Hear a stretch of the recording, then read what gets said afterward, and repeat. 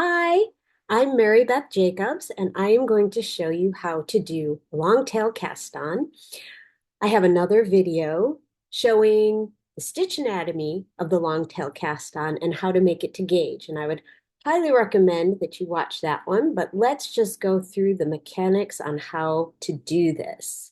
Okay, so I've switched my cameras and I have chosen to use a worsted weight yarn and a needle that's appropriate for that. And the first thing I want to do is I need to make a judgment on how long to make my long tail. And I'll get back to that, but that is the first decision I have to make. Once I've made that decision, I'm going to make a slip knot. And I'm going to do that by just doing a little twirl and then bringing this up. Okay. And when I make my slip knot, what you'll notice is that my working yarn, which is attached to the ball, is to the back of the needle, and my long tail is to the front. Okay. So let me do that one more time so you can see that slip knot. So I'm just going to make a little loop, and then I'm going to pull that guy up. Okay. And I'm going to insert my needle such that my working yarn, which is the one attached to the ball, is to the back, and that the long tail is to the front. And now I'm going to put my finger in between, and I'm going to grab the two ends with my fingers, and I'm going to basically do this slingshot shape. Okay. So I'll do that one more time. So I have my working yarn to the back, my long tail to the front, grabbing, putting my pointer and my thumb through and making this triangular shape. Now I'm going to take my needle and I'm going to dip down and grab this thread and then grab my working yarn. I'll do that a few more times. So then I'll snug it close.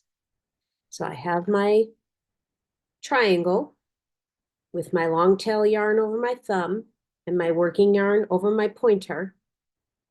And I'm going to turn myself. So you see I have it here set up, and I'm just going to turn it like this, come under this long tail piece, grab the working yarn, and snug it up. I have my triangle. I'm going to turn it and grab this piece here, go under that, and then scoop up my working yarn. Here's my triangle. I'm going to turn it, dip through the center, and then catch my working yarn.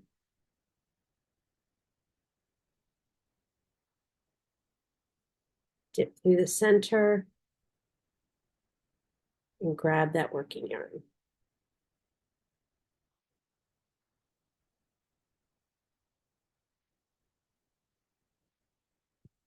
Okay. So at the beginning, I had talked about the first thing that you're going to be doing is making an estimate on the long tail for this portion here. And the way you set that is by where you place your slip knot. Okay. And so the way that I estimate it is I say I want about 6 inches for weaving in my tail. And then I pull off roughly 3 to 4 times what I want my ultimate length for the cast on to be. Now, that's just one way. There's a multitude of ways.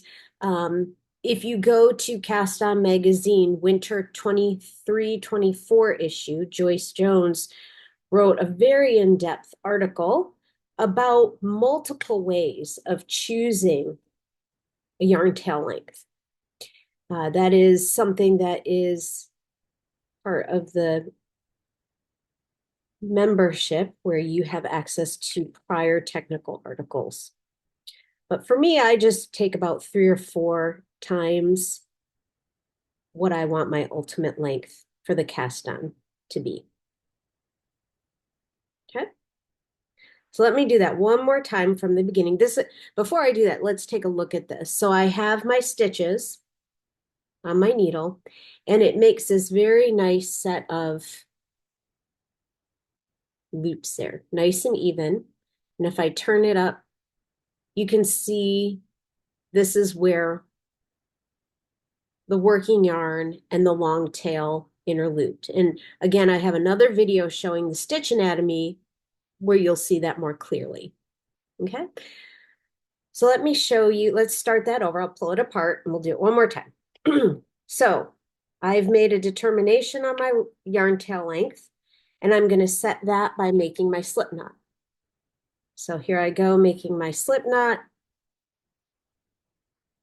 and I'm going to insert my needle such that the working yarn is to the back and my long tail is to the front. Okay, so there's my slip knot. Now, there are some people who will take umbrage at using a slip knot. I like the structure. It's a very standard way to do this. It's the way you'll see it done most of the time. And the knot itself doesn't show up much in the cast on. And quite frankly, without it, especially if joining in the round, I find it difficult to get that nice edge. So I'm for this because I don't like how it collapses without it. So I'm going to take my working yarn over my pointer and my long tail over my thumb.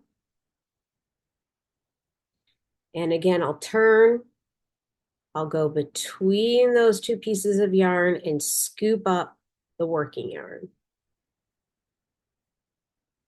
I'll go between the long tail yarn and scoop up the working yarn.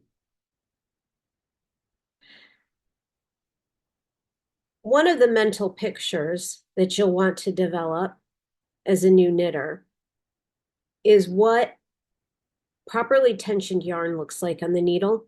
So if you see this, it's not baggy and loose on the needle, but it's also not pulled super tight. It's looks like normal yarn. There's a certain tension just by dint of it being on the needle, but it's not like it's pulled super tight or taut across the needle.